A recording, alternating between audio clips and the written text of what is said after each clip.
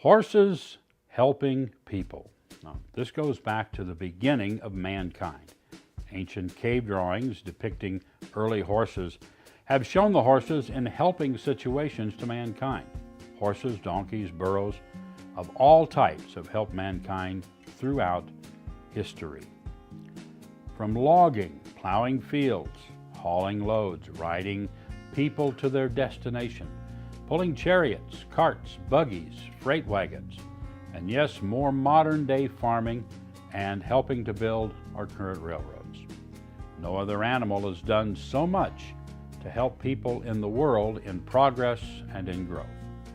They truly built America as well. And let us not forget the horse and mule and their contributions in our war efforts through World War I, World War II, and now, yes, even in Afghanistan. The horse, mule, donkey, and burro were the greatest partners in all we built and searched for. Since the early part of the 20th century, machinery has taken over in farming, freight hauling, logging, and in most areas where the horse had once been king.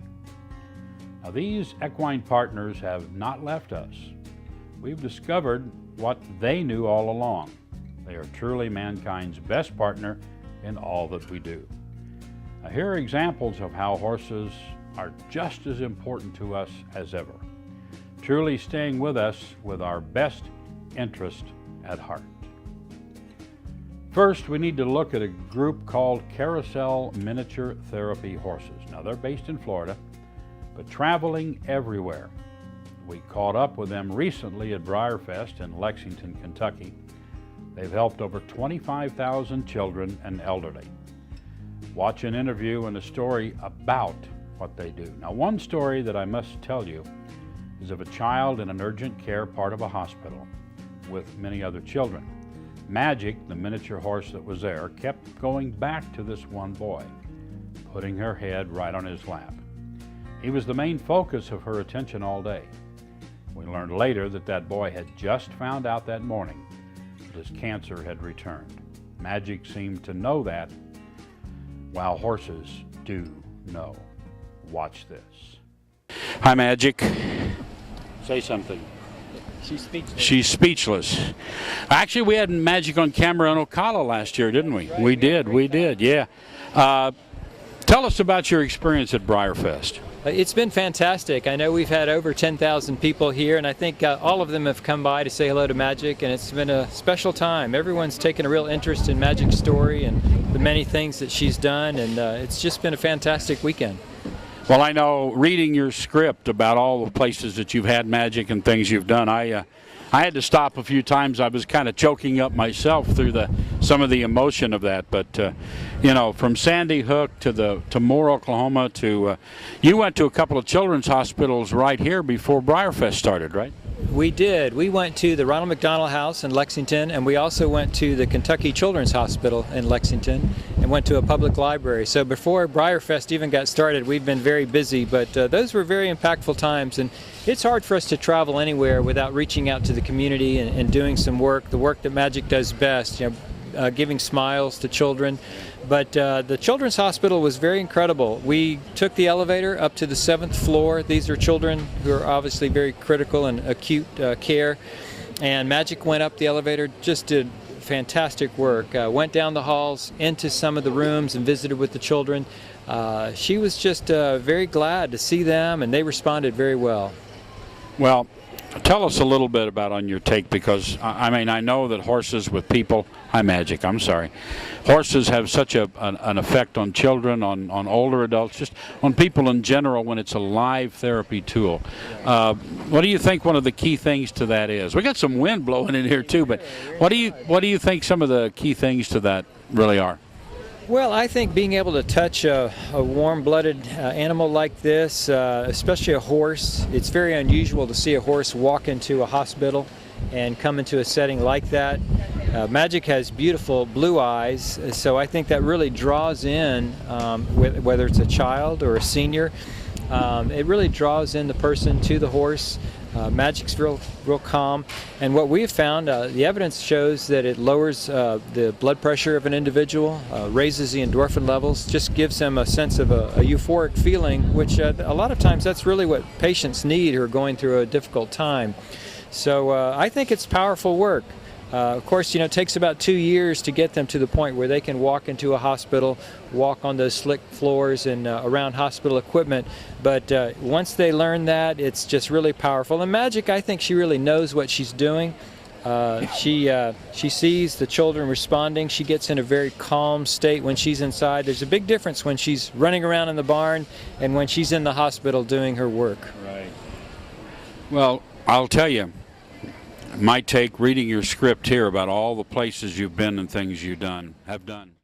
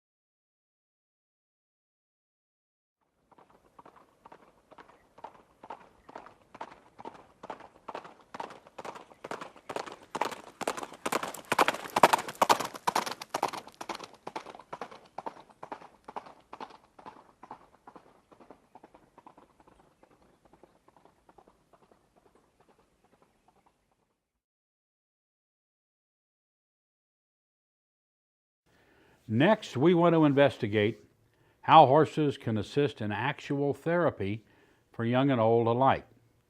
Those with physical or mental issues can really gain from the presence of the horse. There are many therapeutic riding centers across North America under the governing body of PATH, based in Denver, Colorado. Now, these centers bring the neediest of children and adults together for what can only be described as magic. Here's a look at a center in southern Wisconsin called Smiles and a center in Richmond, Indiana called Sunrise. Watch this and you can see the magic. Well, here we are speaking of horses, and very happy to be at Sunrise. Now, Sunrise is a therapeutic riding program, and they're a part of PATH, which is the national organization that oversees all of these things. And I'm very happy to be standing here with Becca Funk, and she is the program director here at Sunrise. Now, Sunrise is located in the Richmond, Indiana area, and gives lessons and helps a lot of physically and mentally challenged, as all of the centers around the country do, with horseback therapy. So, Becca, tell us a little history about Sunrise.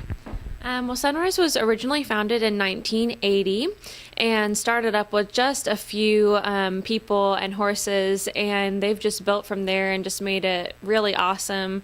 We have a small barn that we work out of, and we make it work. We like to do annual shows for the students and their families, and we do all kinds of fundraisers and go to 4-H fairs, and it's a really great program, and the students love it. Okay. So now we've gotten the saddle. So what we want to do is we want to start with her saddle blanket, and we're just going to unfold it, and we want to put it kind of up on her neck at first, because what you want to do is get it in perfect position. You want to pull it down. If you start from the back and pull up, it's going to ruffle all of her fur, and she's going to be really uncomfortable. So we're just going to put it down there. Now the top of it is right on top of her withers, so that when you put your saddle on, your saddle is going to be centered in her body. This is her girth, which we're not going to use right this second. We're just going to set it right up there. She can hold that for us. So what we're going to do, she has a little bit of a sway back. She is a 26-year-old quarter horse. So what we want to do to rise the saddle up, make it more comfortable for her and the rider, we're gonna put that right there where the saddle's gonna sit. Next, obviously, is the saddle. I'm gonna put the saddle right there, get it evened out to No, make sure no. that it's even, and make sure the saddle pad is, or saddle riser is even as well. And this particular saddle Bailey. does have keepers that I covered up. So these are leather keepers for the girth. So we're just gonna wrap this around the first one. And it's just Velcro, so you just Velcro that on there to keep it in there and keep everything from flopping and flying around. Hey, Wayne Williams here. Speaking of horses, we are in Darien, Wisconsin. We're at Smiles Therapeutic Riding, which stands for Special Methods in Learning Equine Skills. That's right. And I'm here with Liz. Now, Liz, you're the event director for Smiles. Tell us a little bit about what you do daily here at Smiles Therapeutic Riding. Well, I do all the fundraising for Smiles. So I put together our golf outing, our horse shows, and we're doing a 5K fundraiser this year as well. A 5K. Now, where's that? That is going to be here at the Smiles property, actually. We're going to do that October 4th, so come out and Wow. join us then. So, how many students go through Smiles now in We various have- sessions? We have approximately 90 to 100 students per week that come through. Wow. Now, Smiles has been here 25 years? 30th annual, actually. 30th annual. See, Yes. I'm losing out. Years ago, I was involved, actually I was on the board at one time. Yes. And, but I remember when I started coming down here, I think it was about the 10th anniversary time. So that's a scary thought. So you've got all these students that are a part of this thing. So we want to look at some of your students. Now you serve students that are physically, mentally challenged as well. And there's really no age limit, right? That's correct. We have students ranging from 3 all the way up to any age. We have adult riders, children that ride, absolutely any age. But the focus of this and what we're focusing on in this show is the fact that this is still horses helping people. Absolutely. This is therapeutic riding that we provide. And the horse is the center. The horse can do some amazing things with these students. And really just, you cannot describe the look on a kid's face when they're on that horse and the things they're doing. Absolutely. We have seen miracles happen every day here. Well, Liz, let's take a look at some of your students in action because we're going to show the people a little bit more about another way that horses continue to help people in some very, very meaningful ways with therapeutic riding for both adults and children, all ages, and riders are gathering.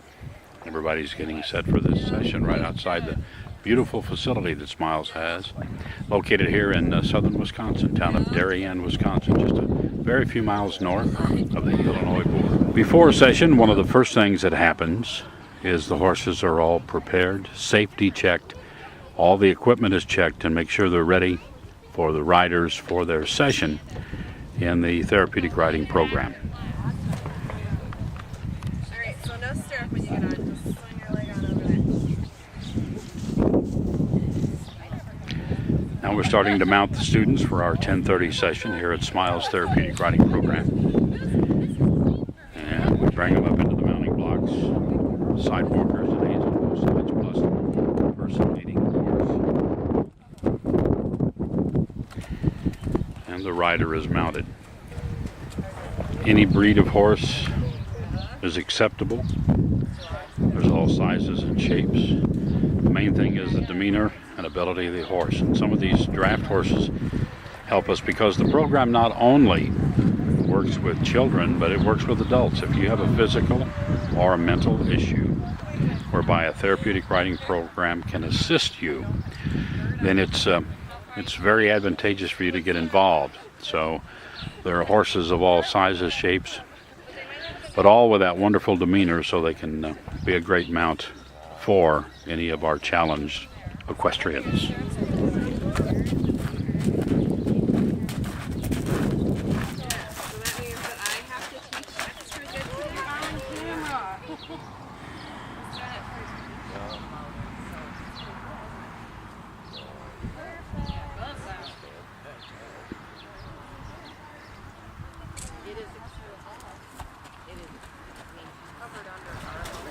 point here.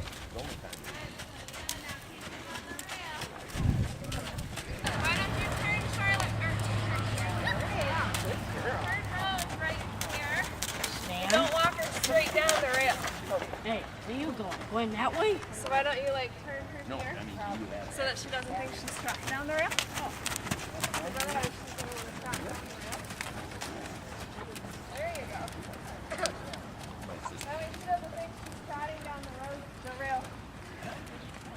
You can't toss. Okay. Are you ready?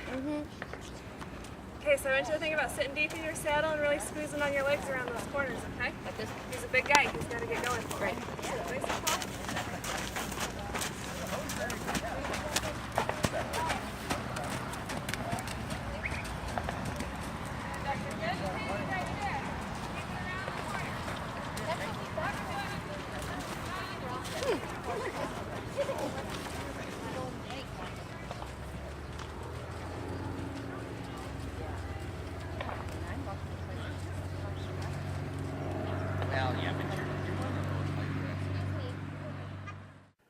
And next, we want to showcase another way horses and their people who love horses can really be a huge part of today's social fabric.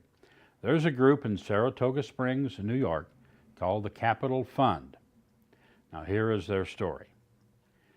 And we've all probably heard of the Saratoga Racecourse in Saratoga Springs, New York, the oldest racecourse in the USA, going all the way back to the first year of racing there, which was in 1863. There have also been many horse shows along the way with great prestige and honor, but none as spectacular as the Saratoga Springs Horse Show. It's gone under a couple of different names and was the St. Clements Show for many years.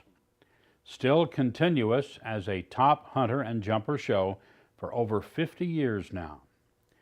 Held on the grounds of the historic Saratoga Racecourse, it draws thousands of horses each May. To call the start to that show circuit.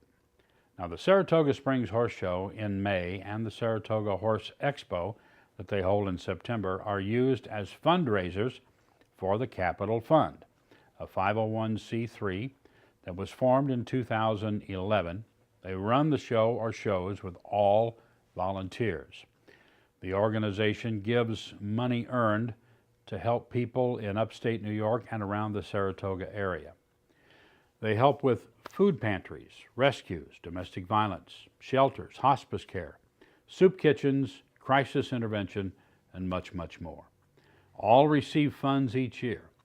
In 2012, they awarded over $45,000, and in 2013, it was over $36,000 to these charities. Truly here we have horses and horse people of today having fun and competing with their horses, yet once again helping people with the horse as the main centerpiece. There are some people we talked with in Saratoga in May on our live broadcast.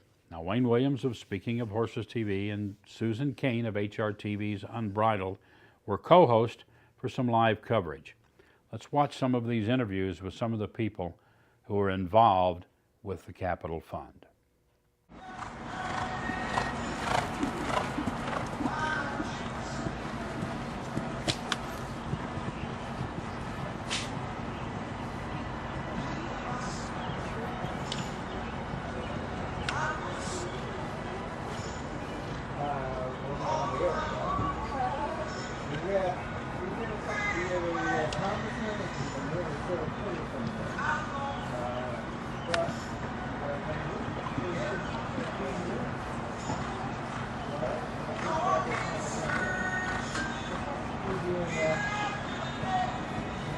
We are at the Saratoga Springs Horse Show, and we're having a great run here, doing a lot of reports.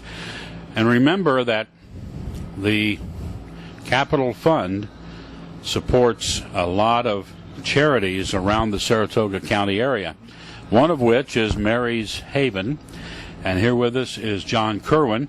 So, John, tell us a little about Mary's Haven and exactly what you do there. Mary's Haven is a two-bed hospice, and it's run by Catholic Family and Community Services here in Saratoga. It's been here probably a good 10 years, and I've been involved for the last 6 years. And what we do is we usually take a 4-hour shift every week, and this starts at 7 o'clock in the morning and goes until 11 o'clock in the evening.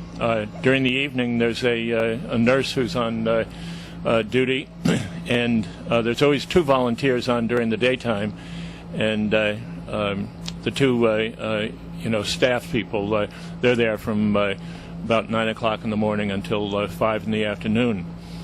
But what we do is try to make these folks comfortable in the remaining days of their life, and it's a question of getting them something to eat, sitting with them, helping them with their daily necessities, doing their laundry, the whole 9 yards. They're guests in this place, and we're there to take care of their needs. So if somebody is in a position where they're going into the need of hospice, Right. And they can't be cared for properly at home, or a visiting hospice nurse in and out is not quite enough, they need more attention.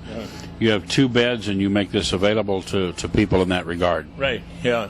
The thing is that they have to be in hospice care in order to be eligible for Mary's Haven, and there's no charge because hospice picks up this fee, as it were, and usually it's people who don't have family in the area, or who if they do have family in the area, they have other concerns. So these people would be by themselves all day long, and they are the ones that are eligible, the first ones that are eligible when we have a space available for them. So Well, it's one of those things where, and there are situations where, people at a certain age, their relatives are working, and they can't not work. Or the other part of it is, if they have lived a long, long life and have outlived a lot of the family, either way, they're going to be stuck spending a lot of time alone, which they can't do. Right. That's true. And the thing is, some of our guests are people who have children, but they might not be in the area, and they've been on their own. So again, they fit the bill ahead of somebody else who's got family in the area and who can look out for them. So you basically look at each individual case to see what the situation is and who is in the most need of the services you provide. Right, exactly. And usually, as soon as someone passes, it's a day or 2 before somebody else comes in and takes that spot. Once in a while, we do have a week or so when there aren't any guests, and I say that's a good thing, because they're being taken care of, and they don't need our care at that time. So yeah, it's not that there's not people in that position. It's just that they have family or a means of taking care of themselves, and they don't need to come into you. Now, tell us how this works with Capital Fund and the charities they raise, and how they are in support of your hospice group. I'm not sure if I understand. Well, I mean, you said that hospice, if people are in hospice care, Right. and they qualify to come in here because they don't have people that's going to be with them, Right. On a full-term basis daily, some of that is picked up by insurance. Right. But I'm sure that doesn't cover everything. Yeah. So the funds that come in from the Capital Fund, from the charities, helps to offset that, right? Right. Yeah. I mean, we have 2 staff people that are paid employees, plus the night nurse. That person is also a paid employee. The rest of us. So the funds that come from a lot of times, folks will ask that Mary's Haven be remembered, as a charity for their deceased. and it's that kind of money that helps Catholic Family and Community Services keep the program going and in place. And actually, Catholic Charities built the facility that we have, and it's a question of paying for heat, light, and all the other stuff. Well, I know that insurance coverages really don't cover everything that's needed to provide that. Well, I've been reading all week long, all 2 weeks long here about the different charities that the Capital Fund helps out, and Mary's Haven is one we've been reading over and over again. And it's nice to put a face and get a little more details because, in my point, I see Mary's Haven. If I don't know what Mary's Haven really does, then it's very nice that you came on, let everybody know what Mary's Haven really does, how it works. So how do people contact you if they think they have a need or they know somebody has a need? How's the easiest way to get a hold of you?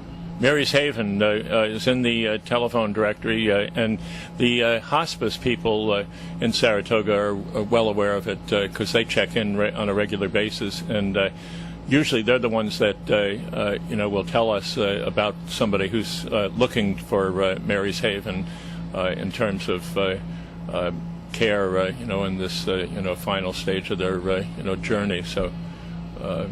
But we're listed in the phone book, and also Catholic Family and Community Services. They could be contacted. So how long have you been associated with the Capital Fund?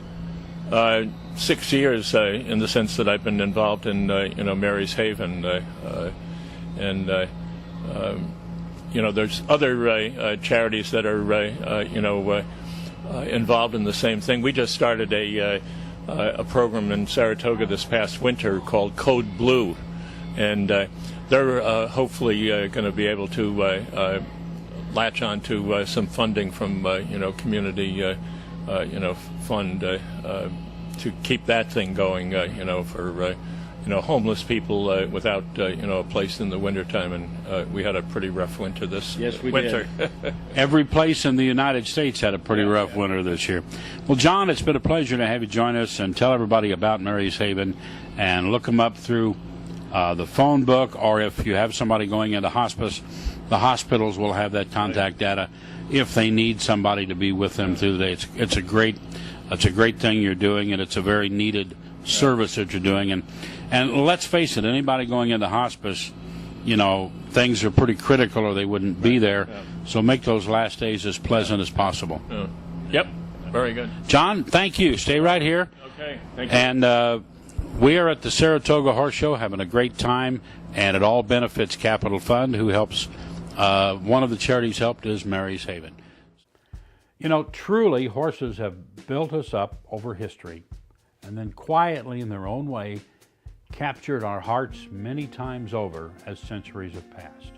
From the cave-drawing horses, Roman chariot horses, Bedouin warriors with their Arabians in the deserts, the Spanish horse of classical training, and originally some war movements, draft horses of England and France, the Frisians native to Holland, to the west of the early Americas and the cowboy saga, to the horses left by Cortez in the American West in the 1600s, and then used by Native Americans.